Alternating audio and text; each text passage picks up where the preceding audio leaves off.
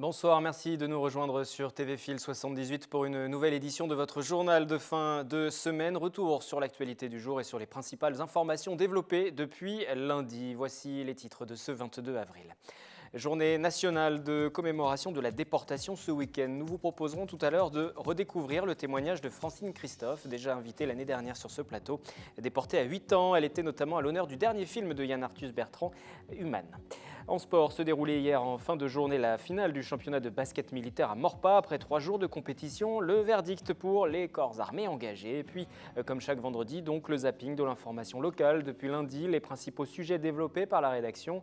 Nuit debout à Saint-Quentin en Yvelines, assise de la ruralité dans le département ou encore représentation du spectacle Djihad à Trappes. On débute par cette initiative à Trappes justement où les vacances scolaires peuvent aussi être l'occasion de participer à différents chantiers. La commune propose son dispositif Une semaine d'efforts pour financer ton projet, ouvert aux 16-25 ans. Il bénéficie d'une première expérience professionnelle et gagne un peu plus de 200 €. Sephora Namani. Financer son permis de conduire, acheter de nouveaux crampons ou préparer de nouveaux projets artistiques comme pour Hosanna, c'est ce que permet le programme Une semaine d'efforts pour financer ton projet. Pendant une semaine, Hosanna fait partie des 10 jeunes retenus pour rénover les classes de l'école élémentaire Jean-Baptiste Clément de Trappes contre 206 €. Ça me tient encore plus à cœur parce que je me dis que les enfants, ça va leur faire vraiment plaisir de voir que leur classe a été vraiment rénovée. Le principe aussi, c'est justement, au lieu de distribuer de l'argent comme ça peut se voir, c'est vraiment qu'il y a un intérêt public, hein. Donc c'est une première expérience professionnelle, c'est ce qu'ils recherchent. C'est aussi pour beaucoup travailler sur les savoir-vivre, le relationnel. Ce dispositif instauré en 2011 est dédié aux jeunes trappistes de 16 à 25 ans. Les chantiers se déroulent sur 4 jours, soit 25 heures de travail pendant les vacances scolaires. Les jeunes peuvent participer à des chantiers de remise en peinture, de manutention ou d'intervention citoyenne dans le parc immobilier des bailleurs sociaux ou sur des bâtiments appartenant à la ville. Depuis des années, on a deux ambitions sur cette ville. La première ambition, c'est ce qui fait partie de notre projet éducatif de territoire, avec toute une série de choses un peu partout, la culture, le sport, la semaine d'efforts, les structures socio-éducatives, etc. C'est ce qu'on appelle un projet éducatif de territoire. La deuxième ambition qu'on avait, qui va avec, et est un peu différente, c'est moderniser et embellir la ville. 300 jeunes ont participé à ce programme depuis 2011 et 120 jeunes sont prévus pour 2016. La municipalité n'a pas souhaité communiquer sur le montant global alloué à ce dispositif. Du sport à présent, football, la demi-finale de la Coupe des Yvelines entre Morpa et Guyancourt. C'était hier soir au stade du Bout du Clos. Les Morpasiens se sont qualifiés pour la finale au terme d'une séance de tir au but. Le résumé de ce match pour le moins animé dans les tribunes par Mickaël Elmidoro. Un derby sulfureux pour cette demi-finale de Coupe des Yvelines. Ce jeudi, l'AS Morpa recevait au stade du Bout des Clos Guyancourt-Saint-Quentin. Après 30 premières minutes équilibrées, le Guyancourtois Wahab Diallo fait faute en position de dernier défenseur. L'arbitre Stéphane Freddy n'hésite pas, carton rouge. Réduit à 10, les hommes de Jude Talmoros vont subir avant de craquer sur un coup franc. Le milieu défensif de Morpa, Frédéric Esther, s'élève plus haut que les défenseurs à la 43e minute, 1-0.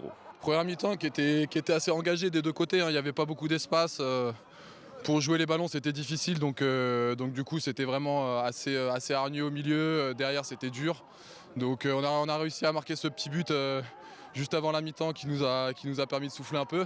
À la mi-temps, le COP de Morpa, composé d'une cinquantaine de supporters, est optimiste pour la deuxième période.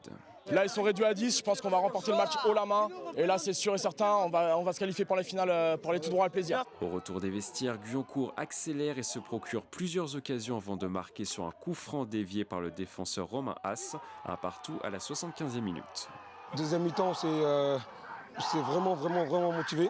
On a fait une deuxième mi-temps extraordinaire. On a marqué un but. On a clairement baissé le pied, on n'avait plus le ballon et voilà, on prend ce but qui nous fait mal, mais voilà, il fallait tenir quand même jusqu'à la fin du match pour aller chercher ces pénaltys. Dans la loterie des tirs au but, Morpa s'impose 4-1 avec un arrêt du gardien Antoine Baptiste. On a eu un grand gardien ce soir aussi, je tiens à le féliciter, Antoine, qui nous a quand même fait gagner le match sur la fin. On les a très mal tirés, très mal tirés. Stress, l'envie de gagner, l'envie de bien faire. Et parfois, il faut Je sais pas, j'ai pas de mots, je suis déçu un peu. On va essayer de surmonter ça, mais ça va être compliqué. Maurepas affrontera Limay ou Trappes en finale de la Coupe des Yvelines. La rencontre se déroulera le dimanche 5 juin à Plaisir. C'était une première dans les Yvelines. Les championnats de France de basket étaient organisés, basket militaire, au gymnase Malmedon à Maurepas également. Les matchs ont opposé les équipes de l'armée de l'air, de l'armée de terre, de la marine ou encore la gendarmerie. Au total, une centaine de militaires présents pour cet événement. Pendant 3 jours, les militaires ont troqué leur uniforme contre un maillot de basket à l'occasion des championnats de France militaires. La deuxième édition était organisée cette année au gymnase Malmedon de Maurepas. Les matchs ont opposé les équipes de l'armée de terre, de l'air, la marine et la gendarmerie. C'est les meilleurs joueurs des sélections de la gendarmerie, de la marine nationale, de l'armée de l'air et de l'armée de terre qui sont sélectionnés. On fait des stages pour les détecter et après on les sélectionne pour venir participer au championnat de France militaire. Panier à 3 points, rebond, dunk, une centaine de joueurs venus de toute la France ont fait le show pendant ces 3 jours de compétition. C'est un tournoi qui me tient beaucoup à cœur parce que ça me permet non seulement de profiter de jouer au basket dans le cadre du travail, c'est génial, et en plus de pouvoir échanger avec toutes les autres équipes où je connais évidemment la plupart des basketteurs. Et à chaque fois, c'est un vrai plaisir de retrouver tous mes camarades. On m'a contacté et j'ai saisi l'occasion. Je pense que j'en aurais pas 50 occasions comme ça de partager ces moments. L'année dernière, moi, j'y étais pas. Je suis nouvelle cette année. Et oui, c'est très sympa. L'ambiance est vraiment sympa et la mentalité très sympa aussi. L'équipe de la marine a remporté la finale contre l'armée de l'air sur le score de 62-55. Les meilleurs joueurs du tournoi seront sélectionnés par le staff de l'équipe de France militaire pour participer au championnat du monde de la catégorie. La compétition sera organisée au mois de juillet à San Diego, aux États-Unis. Dimanche, comme lors de chaque dernier week-end du mois d'avril, se déroulera la journée nationale de commémoration de la déportation. À cette occasion, je vous propose d'écouter, ou plutôt de réécouter, le témoignage de Francine Christophe.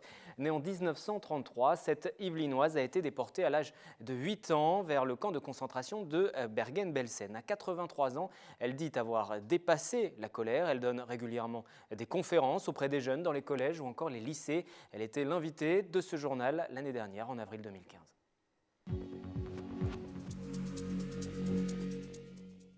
Francine Christophe, invitée du journal pour nous livrer son témoignage sur cette période, elle qui a connu la déportation. Comment vous avez vécu ce moment de commémoration hier à travers la France? C'est un moment difficile qui rouvre des blessures, mais malgré tout nécessaire. Non, je ne pense pas que ça rouvre tellement de blessures. C'est un très beau moment, au contraire, qui nous apporte une certaine paix. Le fait que ça soit reconnu, c'est tellement formidable. C'est venu tardivement. Et maintenant, je crois que c'est bien entré dans les têtes. Mais lorsque vous entendez le président justement de la République déclarer l'antisémitisme et le racisme sont encore là, vous vous dites que malgré les commémorations, malgré les témoignages que vous portez, vous n'êtes pas la seule, mais que vous portez également, il y a toujours un danger, malgré tout. Il y a toujours un danger, ça fait mal. Hein. Je rappelle toujours que Hitler a dit le génocide des Arméniens, qui s'en souvient? On en parle maintenant. Mais il a fallu du temps. Hein. Donc on oublie tout ça, et il ne faut pas. Il y a eu ce week-end une nouvelle agression d'un homme de 53 ans. C'était à Saint-Ouen. En sortant de la synagogue, il a été roué de coups, traité également de sale juif. Vous vous dites que c'est un acte isolé ou qu'il y a matière à être inquiet. Aujourd'hui, on l'a entendu dans le reportage, une personne, un déporté également qui témoignait, ancien combattant, qui disait « Voilà, aujourd'hui, moi je suis inquiet ».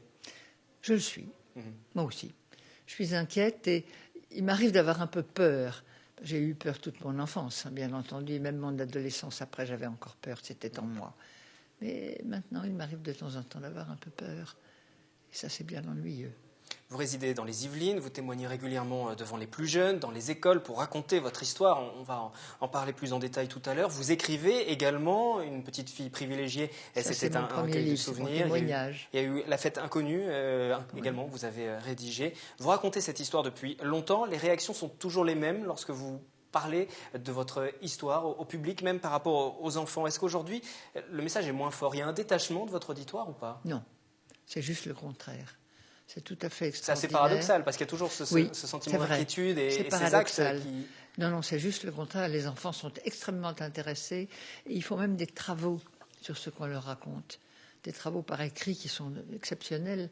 Et mon premier livre, Une petite fille privilégiée, qui est un témoignage qui est sorti en 1995, il y a peut-être 15 ou 20 établissements scolaires en France qui l'ont monté en pièce de théâtre. C'est très curieux.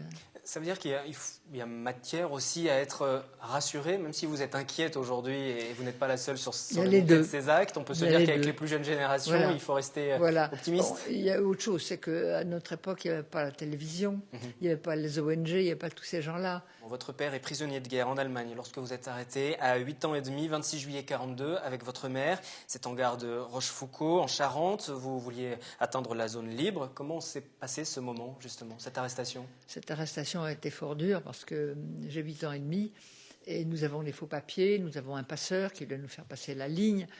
Mais est-ce que les faux papiers sont mal faits? Est-ce que nous avons si peur que ça se voit dans nos yeux? Je ne sais pas. Mais on nous emmène, maman et moi, à la commandanture et on a commencé par nous séparer. Et moi, on m'a mise dans une pièce avec un soldat armé et un gros chien. Je rappelle que tous les déportés ont peur des chiens. Il y avait des chiens tellement dressés comme des fauves.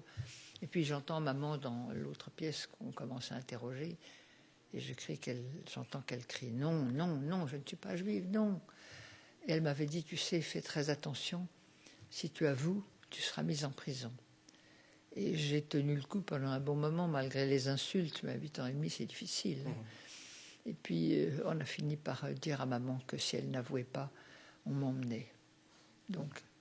Vous êtes interné dans plusieurs camps, finalement déporté le 2 mai 1944 à Bergen-Belsen. On va voir des images d'ailleurs qui ont été tournées lors de la libération de ce camp. Comment ça s'est passé cette arrivée là-bas dans ce camp en 1944 ? J'avais déjà pas mal souffert en France puisque j'avais déjà 2 prisons et 5 camps. Mais ce que j'ai découvert à Bergen-Belsen, évidemment, c'était un peu différent.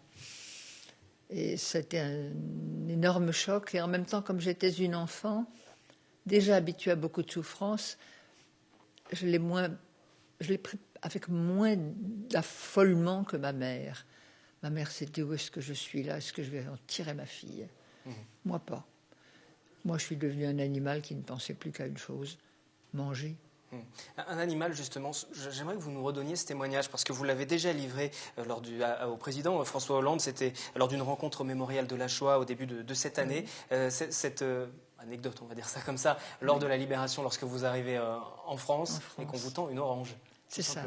Il y a une dame de la Croix-Rouge. D'abord, la porte du wagon s'ouvre et les gens font « Ah, une enfant !» Évidemment, il n'y a pas d'enfant qui soit revenu si peu, de poignées qui soit revenu des camps. Une enfant. Et il y a une dame de la Croix-Rouge qui s'approche, qui me tend une boule. « C'est pour toi. » Et je lui dis « Mais qu'est-ce que c'est ?»« Mais c'est une orange. » « Bon. C'est pour toi, il faut que tu la manges. »« Mais comment ça se mange ?»« Eh bien, tu vas l'éplucher. » Tu jetteras les épluchures et puis tu vas manger le fruit à l'intérieur. Bien, madame, je vais faire comme vous dites, je vous remercie. Mais les épluchures, je ne les jetterai pas. Parce que je suis bien sûr qu'il y a un camarade qui sera content de les manger, lui. Il a fallu tout réapprendre après, réapprendre à être une enfant, réapprendre à vivre tout simplement. Même se servir d'une fourchette, même savoir nouer ses lacets. Tout. Juste parce qu'on ne l'a pas précisé pour le titre de ce premier recueil que vous avez publié et qui est aujourd'hui adapté en pièce de théâtre, que vous pourrez découvrir du côté du Prisme le 29 mai à Elancourt, Une petite fille privilégiée. Oui, on m'a souvent demandé si c'était ironique. Ça ne l'est pas du tout. Je suis privilégiée, je suis en vie déjà. Quel privilège pour un enfant. Et puis j'ai un autre privilège extraordinaire, c'est que j'ai retrouvé papa et maman, les deux. Or, les enfants pendant la guerre, ceux qui étaient cachés, car il y a eu la France entière... Dans la France entière, il y a eu ce qu'on appelle des justes, maintenant des gens qui ont caché des enfants. Mais ces enfants ne retrouvaient pas leurs parents. Alors que moi, j'ai retrouvé les deux. Alors quel privilège, vous pensez? Donc sans aucune ironie, vous vous estimez aujourd'hui privilégié? Ah oui, bien sûr. Une dernière question, on parlait des commémorations tout à l'heure. Vous êtes retourné sur ce camp de Bergen-Belsen? Bien sûr, j'y vais tous les ans. Et j'y vais la semaine prochaine. C'est presque un besoin. Je suis chez moi. Quand je marche, là, dans le camp, je m'assois par terre, je touche. C'est un morceau de ma vie, de mon enfance que j'ai laissé là. Je suis chez moi. Vous êtes chez vous, vous êtes détaché de la souffrance que vous avez pu avoir? Oui, je suis détachée de cette souffrance. Je retrouve une petite fille. Alors après, je passe devant les monticules. Sous les monticules, je sais qu'il y a beaucoup de morts. Je les salue. Je ne suis pas folle, mais j'ai besoin de leur dire « Salut les morts ». Je ne vous oublie pas, parce que si je les oubliais, je les tuerais une deuxième fois.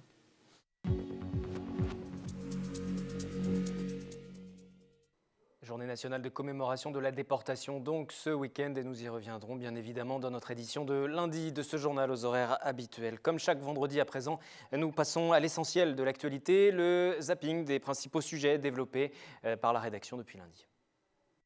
Et dans l'actualité, aujourd'hui, le mouvement Nuit debout qui s'étend malgré les polémiques. Samedi soir, au pied de la bibliothèque universitaire de Saint-Quentin en Yvelines, plus d'une cinquantaine de personnes étaient réunies pour participer ou assister à cette assemblée générale citoyenne.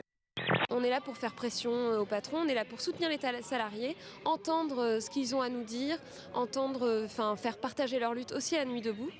Autre motif de cette manifestation, c'est ce prestataire en procédure de licenciement qui aurait fait la promotion en interne du documentaire polémique Merci Patron. Nous connaissons la fête de la bière depuis de nombreuses années et c'est toujours un grand plaisir pour nous de venir ici tous les 2 ans. Il y a quelques nouveaux à s'être joints à nous pour faire le voyage jusqu'à Bois d'Arcy, mais parmi les 50 Allemands présents aujourd'hui, il y en a beaucoup qui viennent depuis de nombreuses années déjà. Des habitants qui avaient amené spécialement 300 litres de bière pour l'occasion. Plus de 500 contributions ont été récoltées auprès des habitants. Pour faciliter les transports, le département veut développer des parcs intermodaux dans une dizaine de gares. L'accès au très haut débit est prévu sur un déploiement commune par commune jusqu'en 2020. Des engagements pour répondre aux attentes des Yvelinois. Les directions prises sur le transport, sur le câble, va dans le bon sens pour notre ruralité. La phase de test concerne la ligne 414 reliant la gare de Trappes à Montigny-le-Bretonneux-Saint-Exupéry. Financé à hauteur de 3 millions d'euros par le STIF, le syndicat des transports d'Île-de-France, le système vise aussi à améliorer la régulation du trafic. Pierre Bédier et Nasser Al-Relaifi se sont rencontrés pour la signature d'une convention liant le département des Yvelines à la fondation PSG. Un engagement en faveur de la jeunesse qui se poursuivra jusqu'en 2017. C'est une tradition puisque les Yvelines ont été quasiment à l'origine partenaires de cette fondation. Et à cette tradition, c'est la tradition de solidarité. Il faut que les sportifs de haut niveau soient un exemple, mais un exemple concret. Nelly Dutu a donc succédé à Alain Ajage. À 58 ans, cette professeure des écoles, ancienne membre du Secours populaire des Yvelines, prend la tête de la Verrière. Arrivée au conseil municipal en 2008, déléguée à la jeunesse, elle affiche sa volonté de s'inscrire dans la continuité du travail mené par son prédécesseur. Le projet Bécane, c'est quand même un projet qui nous tient à cœur, tous autant qu'on est au conseil municipal. On s'attendait à un choix parmi ses adjoints qui connaissent les dossiers, qui ont fait l'expérience d'un certain nombre de gestions de dossiers municipaux. On n'a surtout pas voulu être moralisateur avec ce spectacle, mais juste en tout cas de pouvoir réfléchir, chercher à comprendre comment quelqu'un qui est ici en Europe, et à un moment donné, qu'est-ce qui peut se passer dans votre tête pour vous dire je vais aller me tuer, aller mourir en martyr, on est dans une guerre sainte, on arrive à vous faire avaler des choses, mais que toutes les 3 grandes religions monothéistes condamnent. Et après ce résumé de la semaine, retour de notre séquence Regard de jeunes sur l'actualité, comment les plus jeunes perçoivent l'information locale et nationale, les réponses des collégiens d'Essaux la Guyancourt et de Giacometti à Montigny-le-Bretonneux, Camille Lambert et Guillaume Lesquer.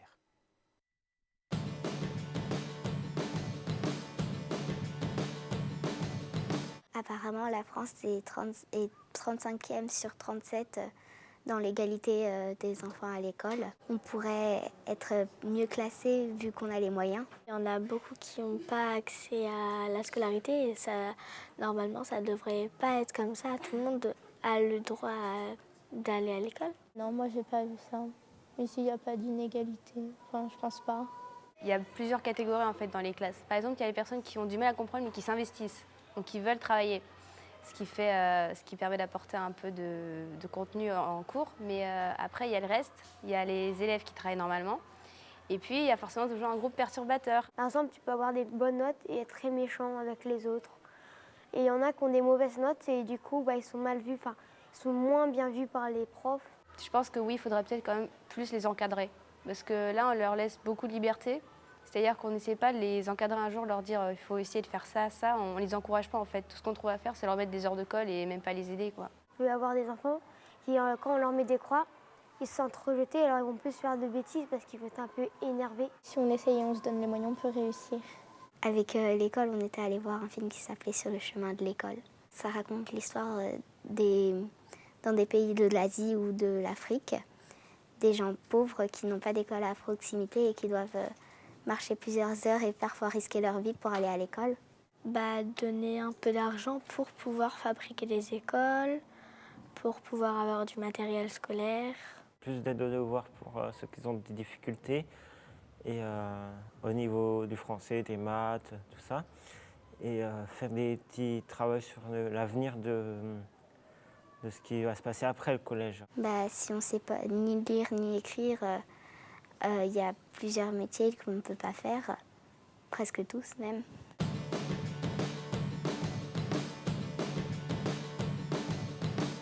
Un mot à présent des sujets que nous développerons à partir de lundi. L'association Prévention Routière, dont le siège départemental est basé à Viroflay, a lancé un manifeste en ligne. 0 enfant tué sur les routes, c'est son objectif. L'opération propose 5 mesures, dont une limitation de vitesse à proximité des jardins publics et des écoles, mais également des bandes réfléchissantes obligatoires sur les cartables. Et puis également, dans nos prochaines éditions, le point sur les travaux du Golfe national. Le parcours emblématique de l'Albatros a connu de grands travaux dans l'optique de la compétition internationale Ryder Cup en 2018. Son directeur viendra nous en parler.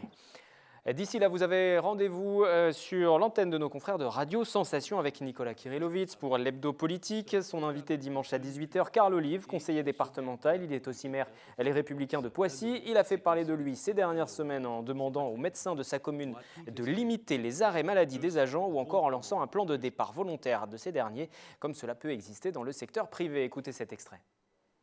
Alors, ces deux actualités ont fait la une en peu de temps. Est-ce que c'est pas un peu un coup de chance pour vous? Alors, peut-être un coup de communication pour insister sur le fait qu'aujourd'hui, c'est dur d'être le maire d'une commune face à la baisse des moyens, la baisse des dotations. Est-ce que c'est le fruit du hasard ou alors c'est une opération de communication de la part du maire de Poissy? Alors, coup de communication, absolument pas. Tout simplement parce que je rappelle que la délibération est passée en conseil municipal, que je n'ai pas communiqué dessus, que le lendemain, j'ai eu un appel d'un ancien confrère du Parisien. Coup de communication sur les médecins. Alors là, il faut leur poser... Puisqu'à la base, ça ne devait pas aller dans les médias. Écoutez, la lettre est signée le 25 mars pour les médecins. Elle est sortie la semaine dernière, quasiment à la mi-avril. Et elle est sortie parce que les médecins ont choisi plutôt de s'adresser aux médias que s'adresser dans leur réponse aux maires. Du coup, c'est une chance pour vous?